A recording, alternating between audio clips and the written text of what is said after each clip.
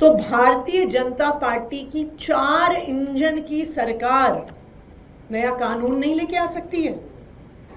चाहे एनजीटी हो, चाहे सुप्रीम कोर्ट हो, चाहे हाई कोर्ट हो, वो कानून के हिसाब से ऑर्डर देते हैं।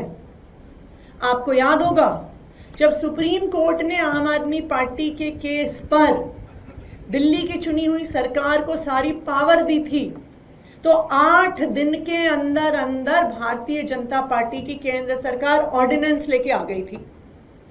क्यों भारतीय जनता पार्टी पार्लियामेंट से, दिल्ली विधानसभा से नया कानून नहीं पारित कर सकती है? क्यों उस कानून में गाड़ी की फिटनेस, गाड़ी की माइलेज को आधार बनाया जा सकता एंड ऑफ लाइफ का? अगर भारतीय जनता पार्टी दिल्ली के लोगों को राहत देना चाहे तो बिल्कुल राहत दे सकती है, लेकिन भारतीय जनता पार्टी को दिल्ली के लोगों की चिंता नहीं है। उनको सिर्फ चिंता है उन गाड़ियों की कंपनियों की जिनसे उन्होंने करोड़ों करोड़ों रुपए का चंदा लिया है, और वो चाहते हैं कि इन कंपनियों को 40 लाख मोटरसाइकिल नहीं बेचने को मिले, 20 लाख नई गाड़ियां बेचने को मिले और उनको हजारों करोड़ का फायदा हो। सिर्फ यही कारण है भारतीय जनता पार्टी के इस आदेश का।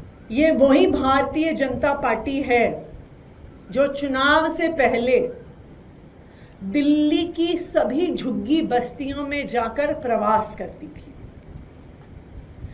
जब उनको वोट चाहिए था तब झुग्गी में रहने वाले लोग उनके भाई थे, उनके बच्चे थे, उनकी बहनें थीं, उनके माताएं थे, उनके बुजुर्ग थे। वो बुजुर्गों के पांव छू रहे थे, वो बच्चों के सिर सहला रहे थे। और अब भारतीय जनता पार्टी उन्हीं लोगों को जिनके घर पे उन्होंने खाना खाया, रात को रुके, उनके बच्चों के साथ कैरम खेला, लूडो खेला, उनका वोट लिया, अब उन्हीं की झुग्गियों पर बुलडोजर चलाने की बात कर रही है। भारतीय जनता पार्टी को शर्म आनी चाहिए।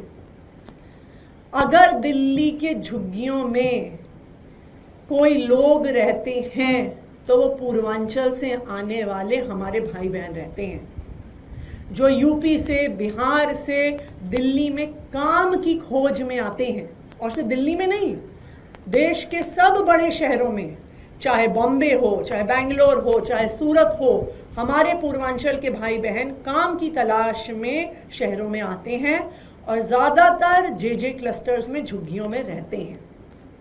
लेकिन आज भारतीय जनता पार्टी का असली गरीब विरोधी चेहरा, पूर्वांचल विरोधी चेहरा सामने आ गया है। और अगर भारतीय जनता पार्टी इसी तरह हमारे पूर्वांचल के भाइयों बहनों को रोहिंग्या कहती रहे तो इसका जवाब बिहार के लोग, बिहार की जनता आने वाले बिहार चुनाव में उनको देंगे।